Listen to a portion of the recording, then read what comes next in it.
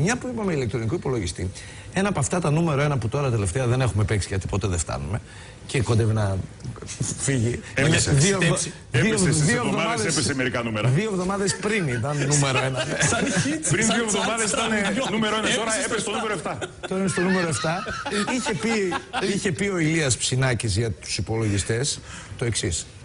Δεν μπορεί κανείς να φτιάξει την Αθήνα, μόνο αν βρεθεί ένας τρόπος να το κάνουμε όλοι μαζί.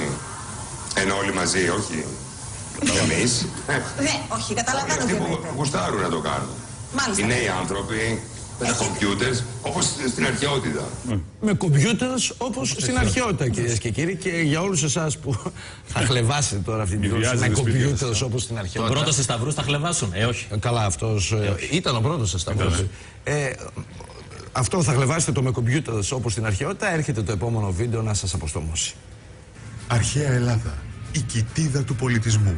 Όταν οι υπόλοιποι λαοί κυνηγούσαν μερόπαλα, εμείς δίναμε τα φώτα μας χρησιμοποιώντας υπολογιστές. Ήταν τότε που οι μεγάλοι αρχιτέκτονες Ικτίνος και Καλικράτης σχεδίασαν τον Παρθενώνα με μια πρωτοποριακή σχεδιαστική εφαρμογή, το Αυτοκάδιον, πρόγονο του σημερινού AutoCAD.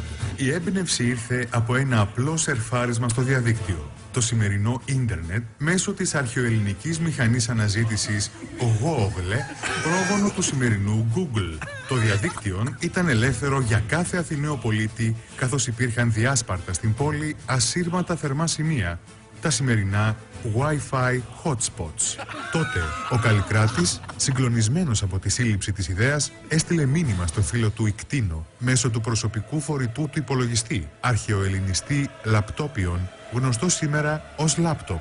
Ο Καλικράτης χρησιμοποίησε μια αρχαία ελληνική εφαρμογή υπολογιστή, τον προσωποπάπυρο, πρόγονο του σημερινού Facebook. Ο Ικτίνος ενθουσιάστηκε τόσο πολύ που έκανε πάνω από 100 αρέσκο στο μήνυμα, τα σημερινά like του Facebook, και έτσι κτίστηκε ο Παρθενών.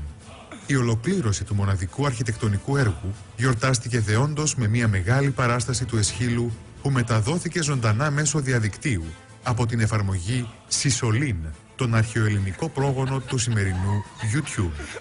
Για να μην μιλήσουμε για τον πασίγνωστο αρχαίο Έλληνα εφευρέτη Θεμιστοκλή Θήρα, μακρινό πρόγονο του Bill Gates, που είχε ιδρύσει την εταιρεία ανάπτυξης λογισμικού Μικρομαλακίν, την πρόγονο της σημερινής Microsoft, όπως επίσης και το Σοκράτη Εργασίαν, αρχαίο πρόγονο του Steve Jobs, ιδρυτή της πολύ πετυχημένης εταιρείας υπολογιστών Μίλων, της σημερινής Apple, που λάνσαρε πρώτη τα περίφημα ημάκια, τα πασίγνωστα iMac της σύγχρονης εποχής.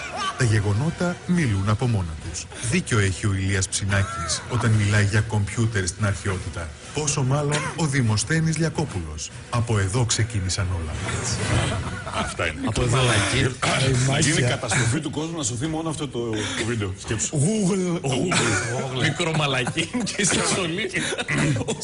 Πώς ήταν το YouTube? Σισολίν. Σισολίν.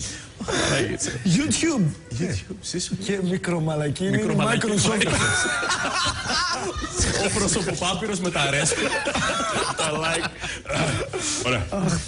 Να είναι καλό, Ηλίας. Τι ωραία. Έμπνευσης. Τι ωραία, ναι.